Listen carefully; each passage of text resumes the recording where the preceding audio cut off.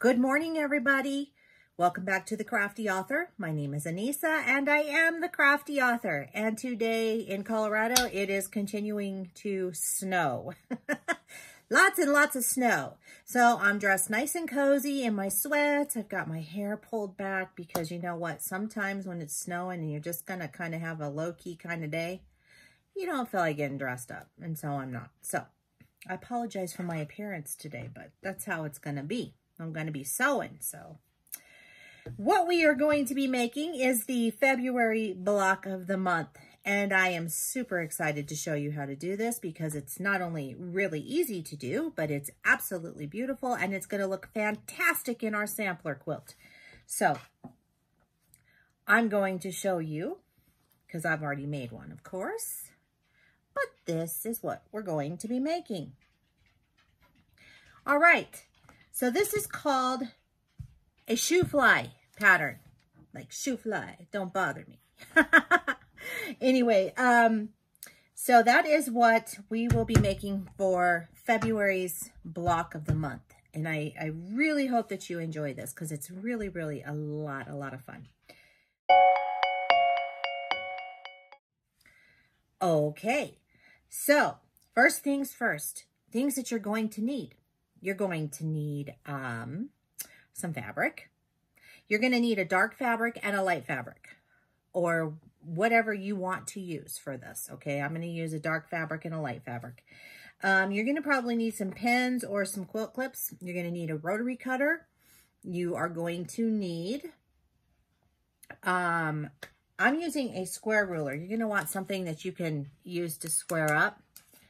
My ruler is 4.5 inches.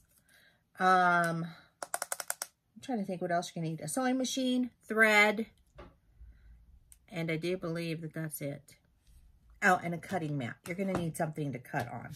So you are going to need 3 5-inch squares, okay? 3 5-inch squares of the dark. And you are going to need, I believe it's 6, but I'm going to double check. You're going to need 6 of a light fabric, 5-inch squares. You can use a charm pack for this if you have one laying around. I just went ahead and cut from my fat quarters that I had shown you when we first started doing these blocks. So that's the fabric that I'm using for now. And I'm hoping that I'm going to be able to use it all up in this sampler quilt, but we shall see. So there's that. That's what you're going to need for that. And I'm going to show you what we're going to do next. Okay, so you're going to take one of your darks and you're going to take one of your lights and you're going to put them right sides facing each other. So you should have both print sides facing each other. Then what you're going to do is you're going to take a ruler and you're going to measure from corner to corner. So you're just going to line your ruler up corner to corner. And I'm just going to use a regular old Bic pen. You can use a pencil, you can use marker, you can use chalk pen, you can use whatever you want. Friction pens. I'm just using a Bic pen because it's not going to matter. And I just drew a line straight down the center. Now, what I will do with that, you want to do this on 2 pieces. So we'll do that again. Okay, I'll just do it again real quick. Going to take another dark piece. So this is why you need 2 of these. Just going to line them up. I'm just going to take my ruler again from corner to corner diagonal and just draw. Okay. And I'm just going to pop a pin in here just to hold this in place for right now until I get it to the machine. All right, so you can see that I've drawn that line diagonal. Now what I'm going to do is I'm going to take this over to my sewing machine and I am going to sew, I'm going to put my presser foot right here, my 1/4 inch presser foot, and I'm going to sew 1/4 of an inch down next to this line. And then I'm going to do the same thing on this side, 1/4 of an inch from this center line. Right. Okay, so you can't really see my threads, but there you can. You can see where I sewed 1/4 inch on both sides there. So now what I'm going to do is take my ruler and I'm just going to slice it right in the middle, right on that blue line that we cut. So I'm going to take my rotary cutter and I'm going to line it up just on that blue line. And I'm just going to cut it in half, like that.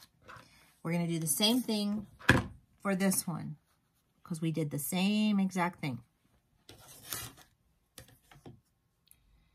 Just going to give it a slice in the center on that blue line that we drew. Okay, so now we should have 4 half square triangles. All right, so now is a really good time. If you have a rotating mat, this is a good time to use that. And I am going to trim these down to 4.5 inches. I want my squares to be 4.5 inches. I'm going to use this 4.5 inch square, and that's how I'm going to square up my blocks. So I am going to line up this center line with this diagonal line going here. So if you're using a different ruler, you're going to need to be mindful of that. So I'm just putting mine here for now. I'm lining up and I'm going to trim off that excess here. And I'm just going to spin this around, since I already know that that part is cut and this part is cut and that they're even. And I'm just going to trim off the excess. So I didn't trim off the dog ears, and there's a reason that I didn't. I didn't trim them off because of that. Normally, I would have trimmed those off like I was telling you, but since I'm going to trim these down anyway, I didn't need to. So you're going to want to trim all of your blocks like this. So you do it this way. This is just easier for me to do it this way. I'll just show you how to do this one more time. I'm going to line this line up on this line here on the diagonal. And it looks good. And I'm going to hold that down and I'm going to trim off the stuff that I don't need. Okay, then I'm going to turn this, and I can just leave this on here because of the way I have this.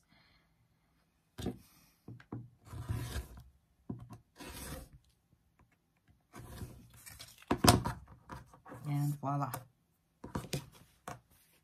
Okay, so what you will do now is you will finish trimming your half square triangles down to 4.5. Okay, you're going to do that to your last solid color. You're going to trim that to 4.5, and you're going to trim all of these down to 4.5. Okay, so that was easy, right? So now everything's been trimmed down, and now we are ready to start assembling. So we're going to do it this right here. Then I'm going to take my solid piece, and I am going to place that right here in the middle. Take just a regular lighter piece and put it right there. And then I'm going to flip this triangle going this direction. And you can already see how this pattern is going to work. It's really cool. It's really fast too. I'd love to make a quilt doing this. It's the first time I've made this one. And then we are going to go like that. I'm going to put the white in the center. And we're going to do another half square triangle there. And that is what our pattern is going to look like. Right? It's amazeballs. So what I'm going to do is I'm going to take this piece and I'm going to flip it over. And I'm going to line it up with my center piece here. And I just find that this is easier for me to do this.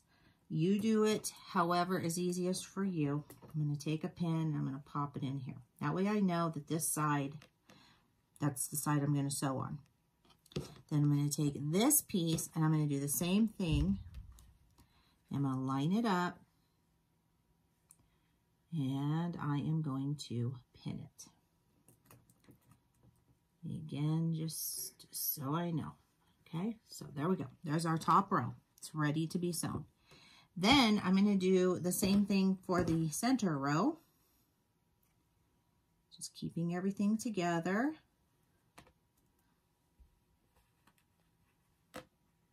Like so. Put this one on this side. And I will double check once I get to the machine to make sure that everything is, you know, nice and straight. Because you don't want to sew anything crooked. We're going to do the same thing for the bottom row. And this just helps us to keep all of our pieces together. And you do what works for you. But this is what's going to work for me today. So just going to put that there. Pin it. I'm going to open it and make sure this is right. And it is. Okay. Okay. So I have my top fabric on here. I'm going to show you how I put this together, how quickly this all goes together. So I've got my side that we've pinned already. This is the top portion of this.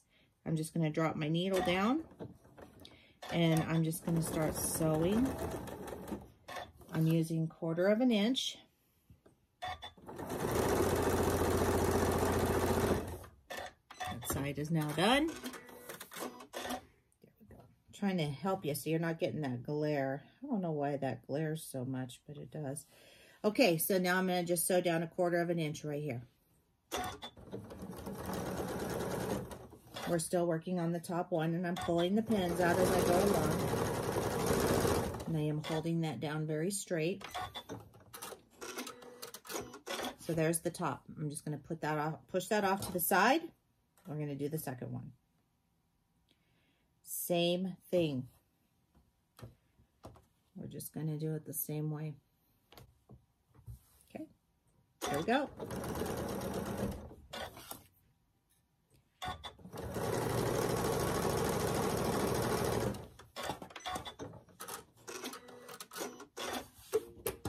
And the next side.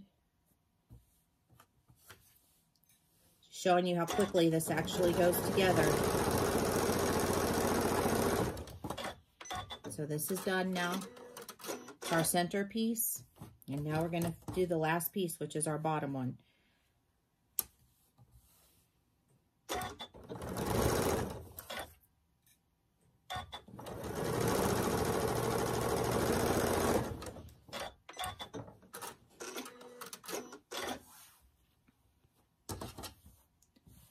That one looks like it's put together very well.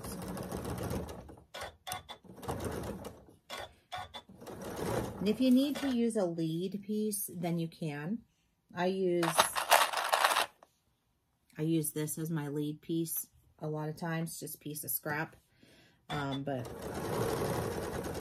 find that I don't always need it. All right, so we are done sewing.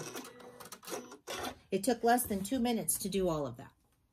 Okay, so now what we're going to do is we're going to do a real quick finger press before we iron it, okay? So what we want to do is we want to press the top ones out. So I'm just going to finger press and I'm going to push this one to the outside and this one to the outside.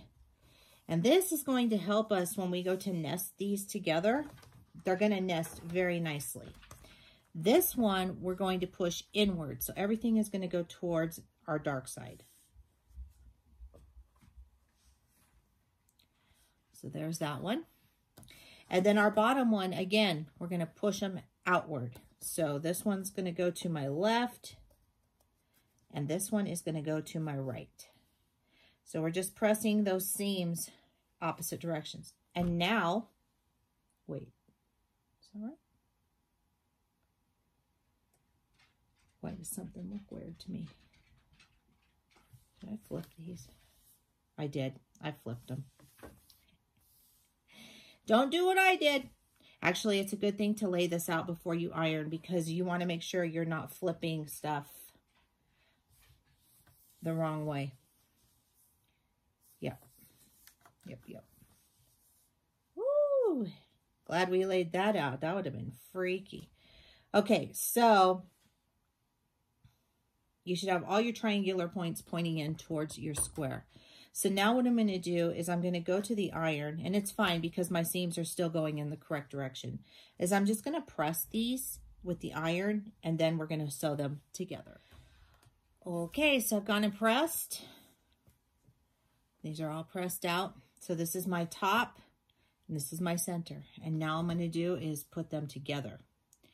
So I'm just going to make sure that my seams, see now that they're going opposite directions, they're going to nest and they lock.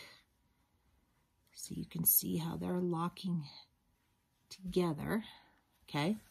And you want your seams to do that too. So that's why that's why we press them opposite directions.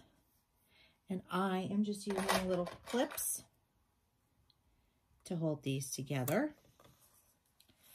And the same here, although I don't probably need to do anything with this.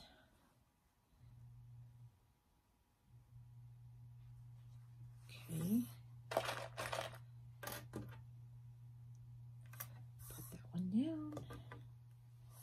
Just make sure that everything is lined up really nicely up at the top, because you want this to turn out pretty decent. Even though we're going to trim it down at the end, we just still want to make sure that things are nice and straight. So I've just gone ahead and done that. Now I'm just going to sew it down.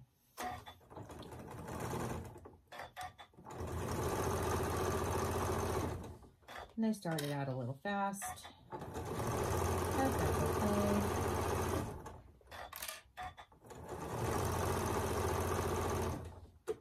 And I am still using 1/4 of an inch. Okay. So now these are attached, and I'm going to finger press my top piece up. And then when I'm done, when I sew the second one on our bottom piece, I'll press it down, that seam down. So I'm going to go ahead and finish this and then show you what it looks like when we're done. All right, so that was pretty simple, right? And it looks really, really terrific. So this is what it looks like when it's done. So, I hope you enjoyed this. This was a lot of fun to make. I had a lot of fun. It's really easy. It goes together really quick. I think this would make a really fantastic quilt. I really, really do. So anyway, that is it for me today. I hope you enjoyed the block of the month. Remember, next month we will do this the first Friday of March. So it's the block of the month happens the first Friday of each month. So also, if you missed this and you need some directions and all of that, instructions, whatnot, you can always find this on my blog at craftyauthor.com.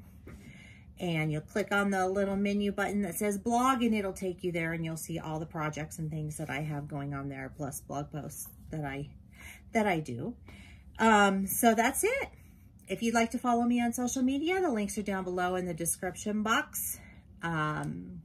If you would like to purchase any items that you've seen me use on any of my videos, the links are down below, also in the description box. If you do purchase anything through my links, I do make a small commission, but everything goes to support this channel. And I always do appreciate your support. So thank you to everybody who has supported me through those links. I greatly, greatly appreciate that. And keep on crafting. And that is it. I hope you have a wonderful weekend and a terrific beginning to your next week. I'll see you guys later. Bye-bye.